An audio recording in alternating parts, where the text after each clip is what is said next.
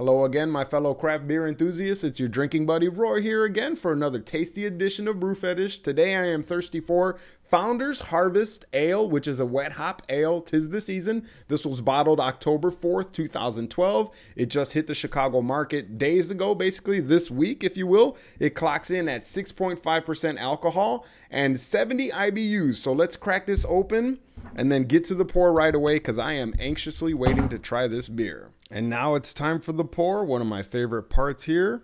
Let's get a look at its true color. It looks like it's coming in at a straw yellow, lemony yellow. Again, I'm pouring straight down the pipe, trying to control the head on it. Very effervescent. You can see the bubbles there. Look at all those beautiful bubbles. This is a straight yellow. This is not as gold as Brew, which was tried the other day. And it'll be a good comparison here. This is a little more straw yellow, lemony yellow with a slight golden hue. More yellow than gold. Yeah, you can see the yellow really come through too now as the pouring shadow gets out of the way. Oh yeah, I'm going to squeeze every drop of this in here. It looks beautiful. I can't wait to try it. Let's get into my favorite part, the aromas and then the taste. All right, after pouring this beautiful yellow straw beer here, Founders Harvest Ale, I am anxiously waiting to taste this beer. But first, we have to smell it. Oh, wow. Yeah, this is much more citrusy, much more tropical fruit than the Brew. The malt was more apparent in the nose.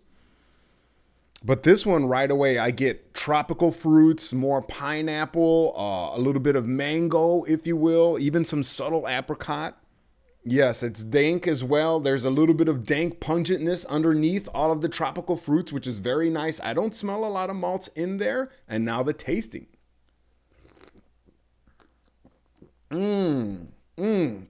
Oh my goodness.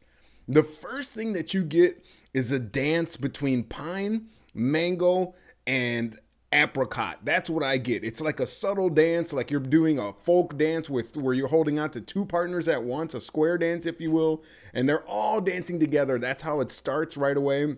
There's good carbonation in it. I need to get a few more sips so we can get a better profile.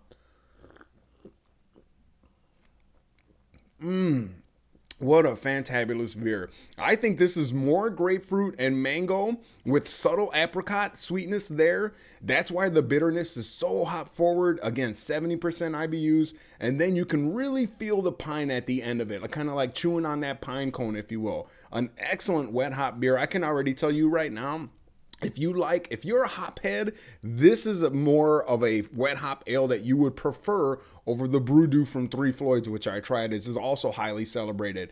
Three Floyds Brew is a little bit maltier, a little bit smoother, so it will appeal to more of the masses. Like a lot of ladies maybe aren't necessarily hardcore hop heads. They would probably prefer that one.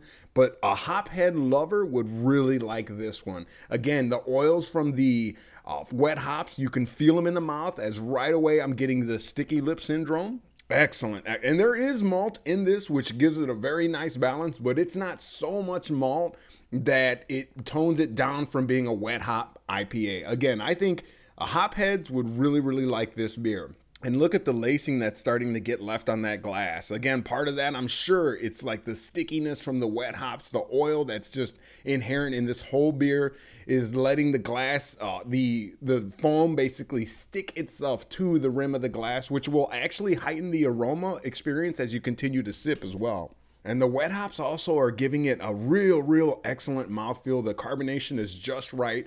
It's a little bit more carbonated in my opinion than the Brew, which makes you want to chew on this beer because the wet hops, when they're in there, the wet hops are so prevalent in this beer that you basically can almost chew this beer. You feel like you're chewing on a hop cone or a pine needle, but it's awesome. The hops that they chose give it just enough citrus to balance out the bitterness in this beer. Really awesome beer here. Founders Harvest Ale is where it's at. I give it 4 3/4, if not 5. I'll have to just give it, throw it down and give it 5 Brew Fetish barrels out of 5 Brew Fetish barrels. The best wet hop ale I've tasted so far this season, and I've tasted a few more. I'm going to sneak one more in before we get to full-on stout season because I already got beers piling up in stout season that are ready to go. So As always, thank you for watching another episode of Brew Fetish. Your drinking buddy Roy here. Life's too short to drink that cheap beer. Go out there and shell out for a better experience. The more senses you please, the better experience you're going to have. Founders Harvest Wet Hop Ale, definitely thumbs up in my opinion. Cheers, pro, slancha, nastrovia, in any language, drink that good beer. Mwah.